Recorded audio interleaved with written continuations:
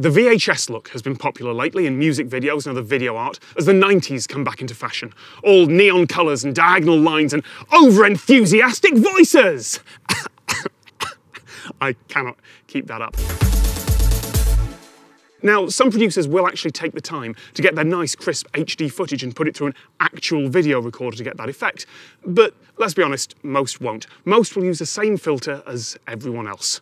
So I figured to explain how it works, I would talk to the guy who wrote that filter. VHS has very muted color because more information is dedicated to the black and white information, or the luminance part of the image. The color suffers a little bit. So it gets downsampled, there's less information there. It tends to kind of get softened and bleed outside of the edges and stuff. When we originally gathered footage, so they went out to Goodwill and secondhand stores and picked up as many VHS and SVHS decks that they could find. With the decks and camcorders that we had, we used a clean reference image that we could later compare the recorded version on the deck to. So when you take original clean version and the post VHS version and line them on top of each other, you can create what we call a lookup table, which allows us to define the color differences between the two images. But a lot of the times people are quite young applying these retro filters or styles and have sort of an idea of what they're supposed to look like. So it's a little bit of both. VHS is an analog format. It's not storing ones and zeros, it's storing patterns on a magnetic tape. And that means that copies aren't bit perfect. Not only is there random noise, but there's also some interesting analog glitches. We start with a blank tape, looks like this.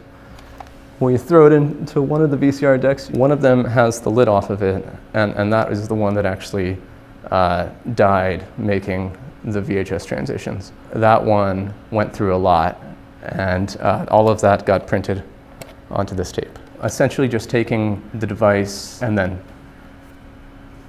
do a lot of bad things to it. While the tape is loaded in through the playback heads, you can run a magnet across them and just really mess up how it's going to play that back, and tracking be damned. It'll flutter and it'll be all over the place. This one, I believe, died based on a belt failure, but that belt failed while I was using 2 pencil erasers that were taped to my fingers, slowing down the head while dropping a magnet on top of it. It was interesting. And then all of a sudden, it just mechanically stopped. The hardest part about that was just getting the tape out.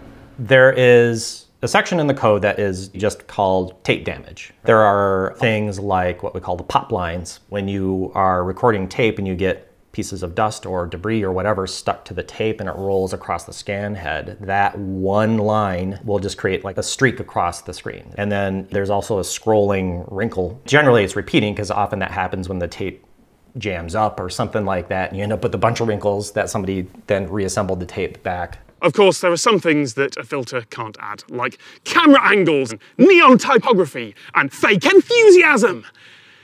But perhaps some things are better left in the past. And there's more from Tom at the same time next week. Coming up later, Captain Disillusion is going around in circles, but next, a programme chosen for you by the algorithm.